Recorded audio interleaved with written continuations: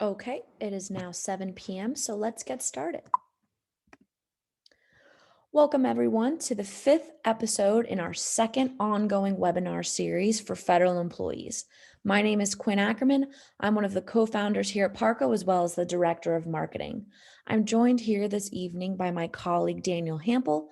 You guys will see him in the chat window answering all of your questions as I'm going through the presentation. So thank you, Danny, for being on this evening. It's great seeing all of these new faces. It's really awesome to see. And for those of you who have been on before, this part's going to be a little bit familiar. We are PARCO. We stand for Pensioned Americans Retirement Company.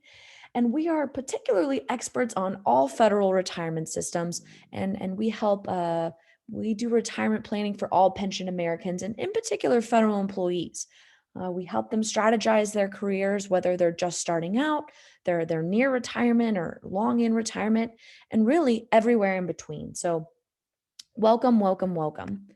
You may have recently seen us featured in publications like USA Today or the Wall Street Journal. We've also been featured in places like Forbes and Money Geek. So you may have seen us there as well as on our LinkedIn page and our website, goparco.com, which is how all of you signed up this evening, and our Facebook page as well. So definitely building a brand and becoming more visible out there. So you may have seen us in some of these places.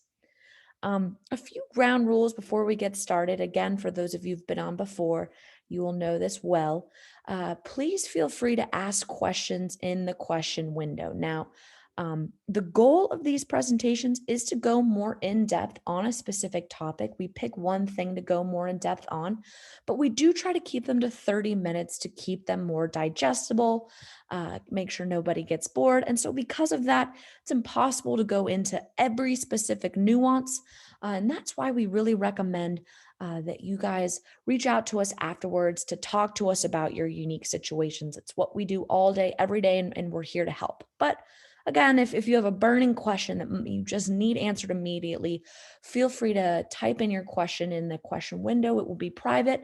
My colleague Danny will be helping me answer those, and you can find answers there. Everyone after the webinar will also be receiving a survey email. We ask that everyone please be as candid as possible. We are looking to improve, and the best way to do so is to get feedback from you guys.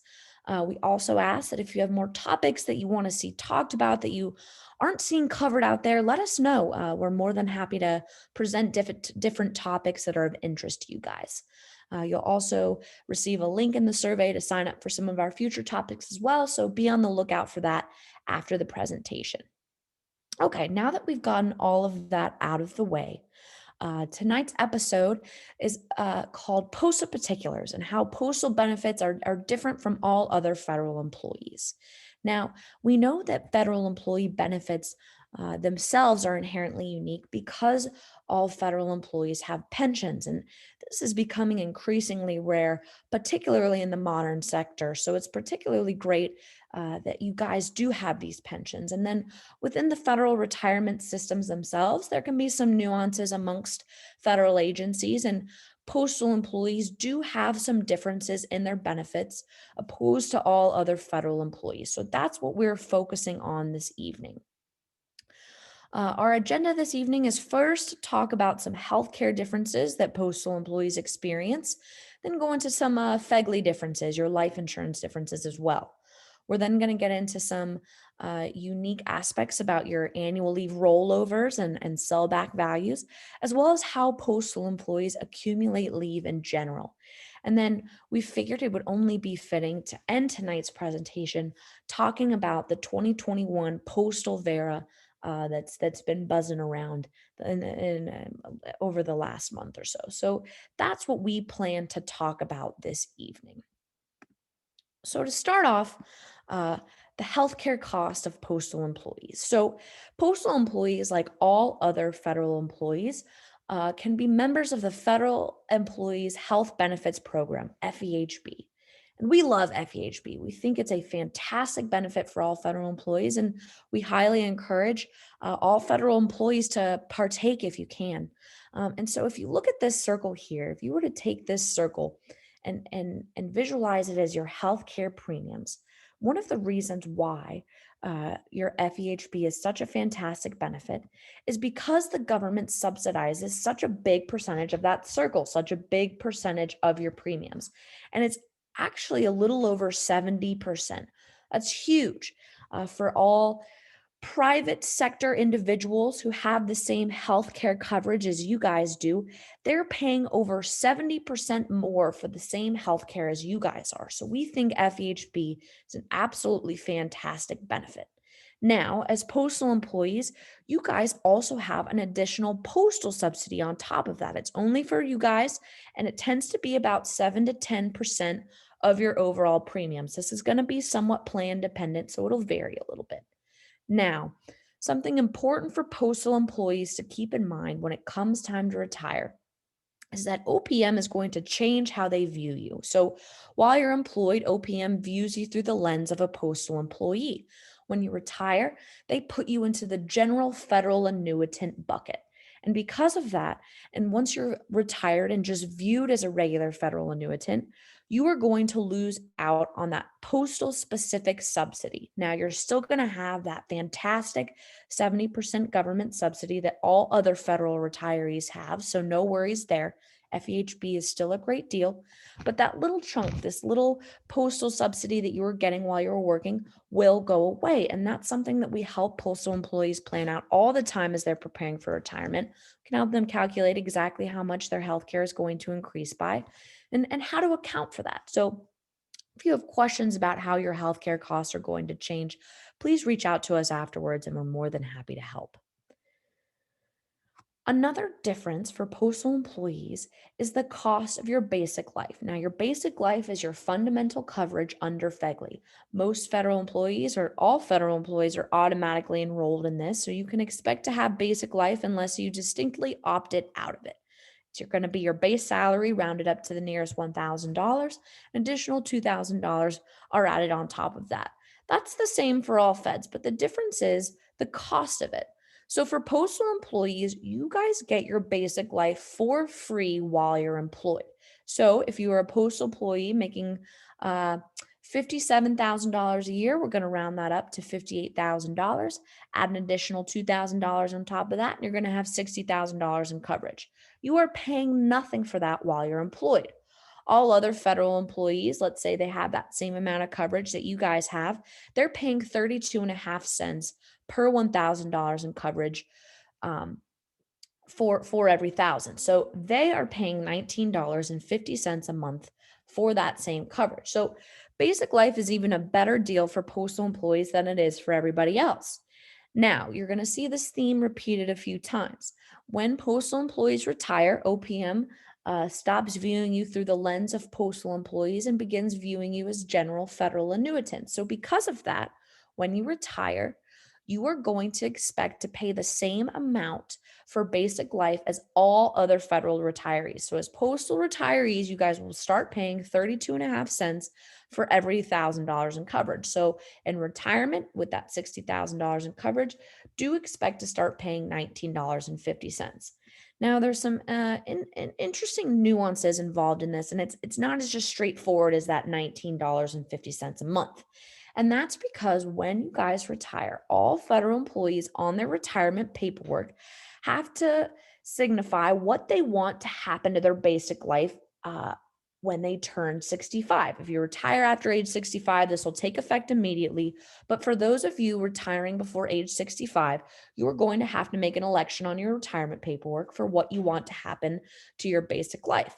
You can either choose for it to reduce by 75%, to reduce by 50%, or to not reduce at all. If you pick one of these two options here, the lesser reductions, do expect your premiums for this basic life to go up by more than just the 32 and a half cents per thousand. I do believe I think it's 171 per thousand and then 213 per thousand respectively, if I remember correctly. But what we're going to focus on this evening here is the 75% reduction. It's the most commonly selected option by federal employees on the retirement paperwork, and it can be a particularly great deal. And that's because if you elect the 75% reduction, your basic life will become free at age 65. So even for postal retirees, you know that when you retire, let's say you start paying that $19.50, we're going to use that same $60,000 in coverage as an example here, will become free at age 65 with this 75% reduction. It's going to start reducing by 2% per month every month until it hits 25% of its original value. So for those with $60,000 in coverage, you can expect that to reduce to $15,000. But again, it's become free for you guys after age 65. Will never bottom out any lower than this, and you will have that coverage for free for the rest of your life. We think this is a great deal. And it's a great deal for all federal employees. If you think about for non-postal feds, they're paying into their basic life for their entire careers and up until their 65th birthday, essentially. Let's say they were hired in 1990, they started paying for basic life then. They retired in 2021, but let's say they don't turn 65 until 2030. They'll have paid for their basic life through this entire period of time. And truthfully, we do believe it's a great deal. It's a pretty good way to get some coverage for a decent price. It's an even better deal for postal employees, though, because of the fact that you guys get this basic life for free throughout your entire careers. The chunk of time that you're paying for your basic life is in any capacity is significantly shorter than for all other federal employees. So, why we do think it's a great deal for feds, it's a particularly great deal for postal retirees. Now, the next difference we're going to get into are the limits for your annual leave sellback and rollovers. And this is going to vary depending on agency. So if you were a postal craft employee, for example, a mail handler, a clerk, a letter carrier, you were allowed to roll over 440 hours of annual leave every year. When it comes time to retirement, you're allowed to sell back that same amount up to 440 hours. Postal supervisors, so this is going to be your postmasters, postal supervisors, postal management. You guys are allowed to roll over 560 hours of annual leave every year. When it comes time to retire, you're allowed to sell back up to 768 hours. This is a lot more than it is for many other feds. Most other non-postal federal employees have lower rollover limits. So most non-postal federal employees can roll over 240 hours a year. When it comes time for them to retire, they can roll over, or excuse me, they can sell back 448 hours. T38 employees have some slightly different rules. These are typically your nurses and physicians at the Department of Veteran Affairs. They can roll over and sell back more, 685 for both. So the important thing to note here is that you guys do have distinctly unique rollover and sell back limits for your annual leave. But the differences with your leave don't actually stop there. Postal employees accumulate their leave in a different way than all other feds. And that's because postal employees, you guys are part of the only agency that have available leave. And what is available leave? This applies to both your sick leave and your annual leave.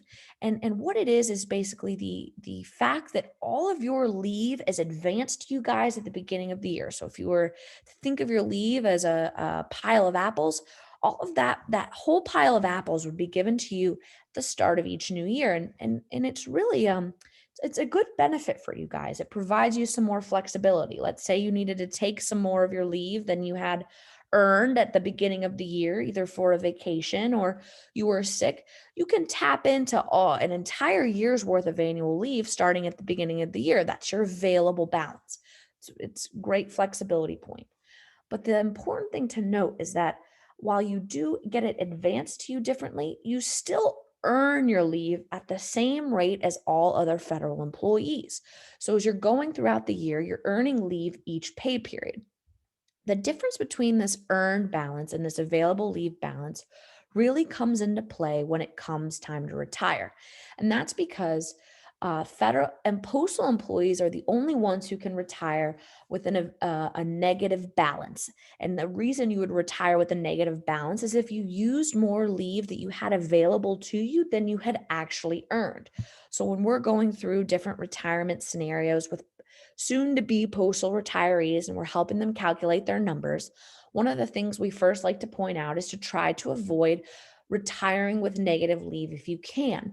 And that's because if you retire with negative leave, you are going to have to pay back the government for that leave you had used, but you hadn't earned.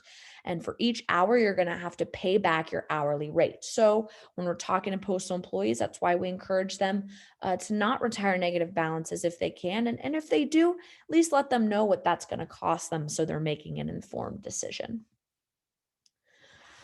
Before we get into the last part of the presentation, we decided to sneak in a little extra strategy here that's going to apply to federal couples. And for postal employees, you can be a postal couple, or you could be a postal employee who is married to a federal employee of another agency. So, this first part we're going to talk about here to set the tone. This doesn't apply to couples specifically. You'll see that play in just a second. But for to start and to set the stage, we want to talk about your FEHB. And for all federal employees, while you guys are working, your FEHB premiums are coming out pre-tax. Now, what does that mean? That means that your health care is being deducted from your base pay before you're being taxed, and then taxes are being applied after that. So your healthcare premiums are actually reducing the amount of taxable income that you have every pay period. This can be it's a really great tax efficient benefit that you guys have. So to use a tangible example, let's say you're getting paid $5,000 gross a month, and your healthcare, let's just say per pay period, because you guys are paid per pay period. And let's say your healthcare is coming out as a pre-tax deduction. Because you guys are working, we know that's the case. So if you take your healthcare, this $326.99, I do believe this is a Blue Cross Blue Shield plan that we picked.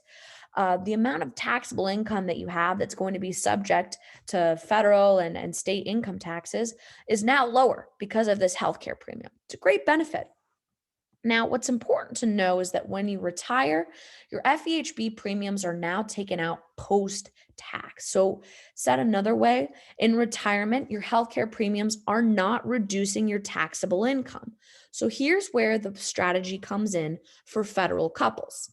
If you are a federal couple where one Fed is retiring before the other one, sometimes we'll see the Fed who's retiring not keep their own FEHB because they know it's coming out post tax, and instead hopping onto the federal employee who's still working, hopping onto their health care, joining on for a self plus one, so that the couple as a household can take advantage of that pre tax deduction still and reduce the amount of taxable income that you have. This can be a great strategy, and we walk people through this all the time, but we do want to include a point of caution.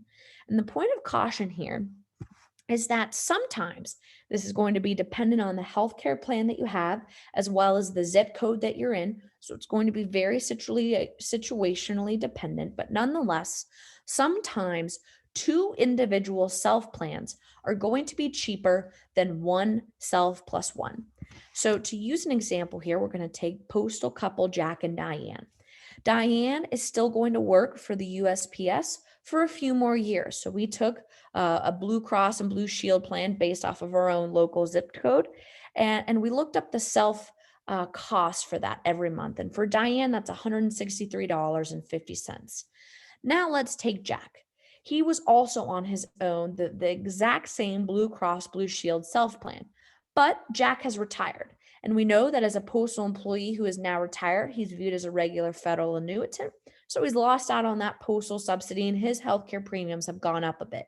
He, on his own self plan in retirement, is paying $170.31 a month, so a little bit more than Diane. When you add these two premiums together, as a household, Jack and Diane would be paying $333.81 a month.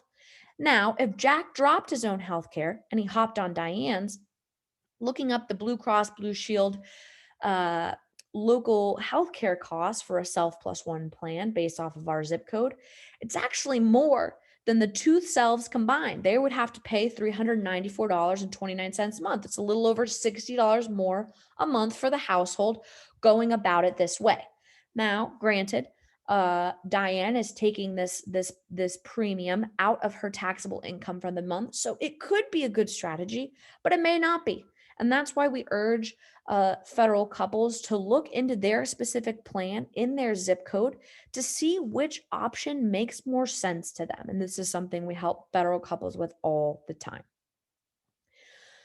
Another way that your FEHB is going to come into play as a federal couple will have to do with the FER survivor benefit. And the easiest way to first talk about this concept is to talk about a couple where one individual is a federal employee and the other one is not. So, for a one-on-one couple, if you have the federal employee who's on FEHB and the spouse is non-federal and the spouse is dependent on the federal employee's FEHB, the federal employee is going to have to elect some form of the survivor benefit in order for the spouse to be able to stay on the Fed's health care in the event that the federal retiree passes away.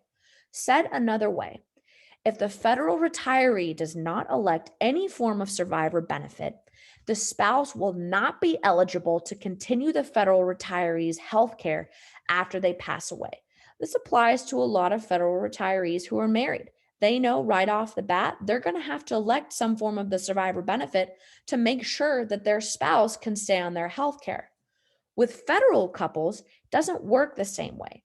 When both spouses are feds, both spouses can stay on their own FEHB, so they're not bound to the survivor benefit in the same way.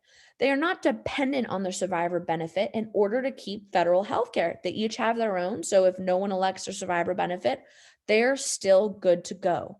And the reason this is so unique is that federal couples actually get to look at the survivor benefit and the characteristics that it has to determine if it makes sense for the couple and their retirement goals and plans. So before either or both federal employee is electing for a 10% reduction to their pension or a 5% reduction to their pension, they can actually look at the characteristics of that survivor benefit to see if it makes sense.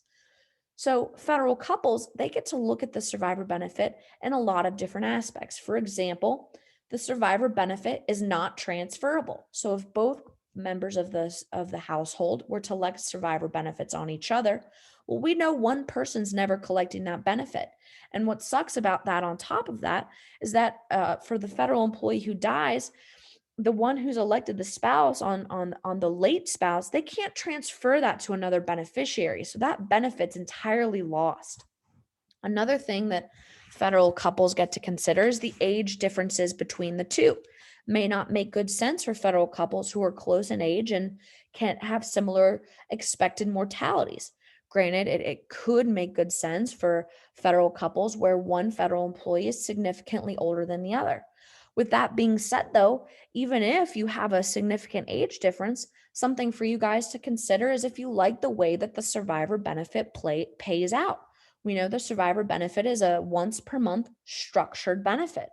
If instead one of your guys' goals was for the surviving spouse to receive a lot of cash and a lump sum upon the former spouse's death, maybe the survivor benefit isn't the best way to achieve that goal. And that's what's so distinctly unique about being a federal couple is these are the types of things you get to consider and talk about with one another to determine if the survivor benefit's the way you want to go.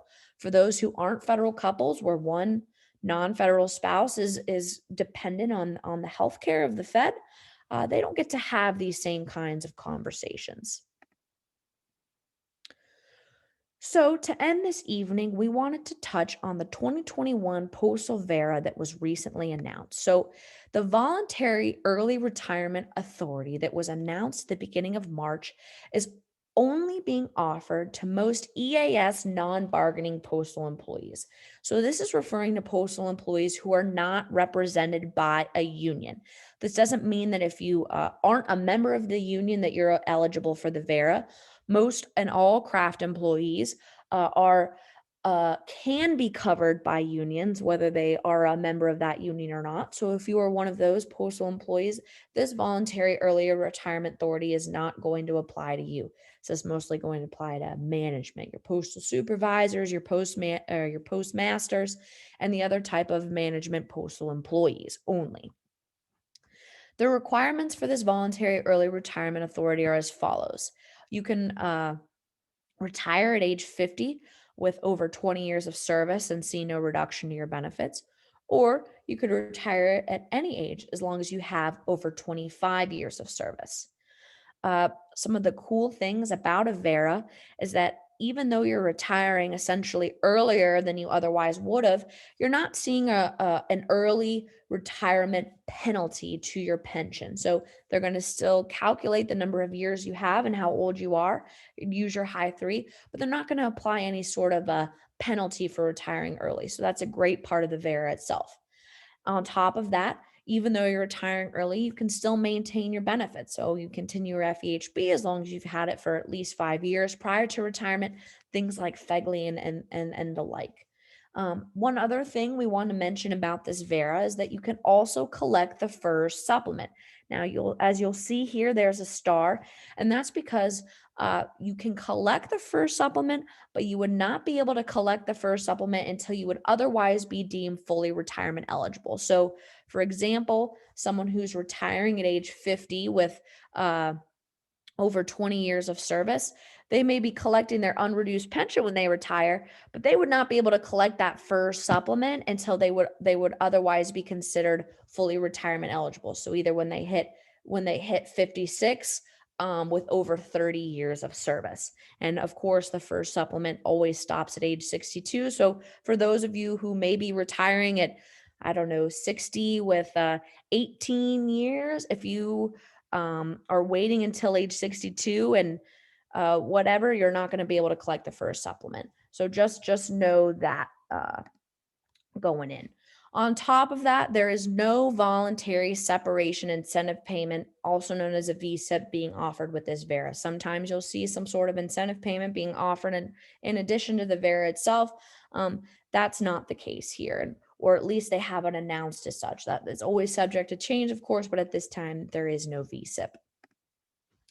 And just to give you guys a timeline of what this Vera is going to look like and what's transpired so far for those of you who are eligible, you were sent an email on the 4th of March letting you know that you are eligible for the Voluntary Early Retirement Authority. At the beginning of March, they also mailed out letters via USPS as well. So you may have also received a letter at home. The submission deadline to submit all of the necessary documentation and your retirement paperwork is on the 16th of April. And as long as you get everything in by this deadline, your retirement will take effect on April 30th of 2021. So whether you are considering the Vera and whether it makes sense for you, you're a postal employee who's a few years out for retirement, you're close to retirement and you're trying to figure out your benefits, we are here to help. We're here to help you figure out the best retirement plan for you, help you navigate how your benefits are going to change, and making sure that you're taking the right steps now so that when it comes time to retire, you have set things up the right way. So please, please, please know that we are here to help. And we're more than happy to help. Goodness, tongue twister. We are more than happy to help you answer any questions that you have about your specific situation. Here's our works cited for this evening. We're more than happy to send this out to anyone who's looking for it. We also have some upcoming webinars starting next week. So next week's presentation is going to be about FEHB and Medicare. It's a very hot topic for feds. How much do you guys really need? We know FEHB is a great deal. So how does Medicare play a role on top of that? We're going to be presenting that one next Wednesday at 7. 2 weeks from then, we're going to be talking about those of you who were who are veterans and then transferred into the federal civilian workspace. As you guys know, your life changes a lot as you move from one to the other, and we're going to detail what kind of changes you can expect and how to navigate those. After that, we're going to talk about disability retirements, the basics and qualifications you should expect to even be considered for such. And then after that, we're going to be talking about retirement paperwork. And a big announcement we wanted to make is that on the last Sunday of every month moving forward, we are going to be doing a webinar on Sunday nights on how to fill out your retirement paperwork. So if you're interested in signing up for that, let us know and we'll add you to it. If you need to reach out, you can email us at info@goparco.com. You can also call us here at 833-GO-PARCO. That's 833-467-2726. Real person always answers the phone. So don't think you're going to get a robot because it'll be one of us for sure. You can also reach out to us on our website, goparco.com. We applaud everyone for being on this evening. We will be in the question and answer section now, answering your guys' questions privately. I'm going to leave this screen up for anyone who needs to see it for a few moments. You'll see some silence on our end. That's just because we are privately responding to all the questions that are currently in our chat box. So if you have questions, feel free to ask them there. And if not, we hope you guys have a great rest of your Wednesday.